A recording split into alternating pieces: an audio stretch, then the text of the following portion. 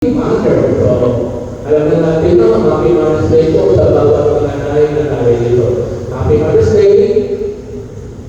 Wala mo lang thank you. Happy Mother's Day. Thank you. You're welcome. So, sino magiging model ninyo bilang nanay? Blessed Virgin Mary. Alam niyo ba na si Mary, the most difficult task na binigay sa kanya or mission is to take good care of God. Ano niya? To be the mother of God. Paano niya nagawa yun? She conquered everything in her heart. Yung chapter 2 verse 19. She conquered everything in her heart. Because from the very start, ay nag-set niya na magiging nanay siya ni Jesus at Emmanuel, na anak ng Diyos, He is done to me according to your word. That's with the Lord. That's with the Lord. She said yes to the will of God.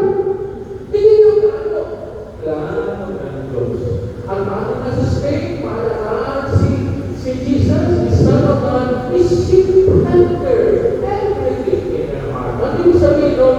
She listens and everything to the Lord.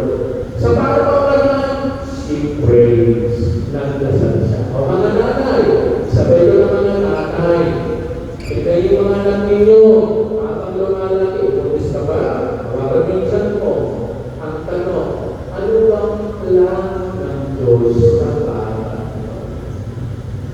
May plano ka? Pwede ka naman problema yun. But your God should be in accord as with God's will. Your God should be aligned with God's plan.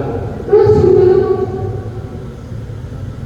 Pag sinabing Mary conquered everything in your heart, mauna mo na yung tenga at bibig. Hindi, at tigas-tigas na ulo mo. Hindi ka nakaaral. At kapag mo, hindi mo na ibibig mo. Listen. And look. Yung conquered in your heart. Lord, bakit ang tigas-tigas na ulo ng anak ko? Lord, bakit wala na respeto sa akin yung anak ko? Bakit ang kamang-kamang? Yung back to the Lord. Pagpatuloy mo sa Diyos, ay she conquered everything in her heart. Kaya, nagpapala niya. Look, if you remember, December 25, sabi sinila nitong Son of God, sa isang hindi hospital. Inilagay lang sa sapsapan. Kung si Mary, hindi siya nagdarasal, sumura sa ano bang klaseng buhay itong pinasok ko? Ang hirap naman po, ano, nasama ko naman kami sa dito kasi makapagayero na sa isipin. Ano ba naman ito? Hindi siya nagdarasal. She conquered everything in her heart. Hanggang sa mga tayo si Kristo sa krus.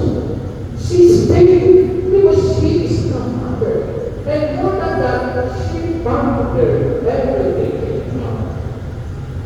Malinaw kay Maria ang plano ng Diyos. Kaya pag hindi niya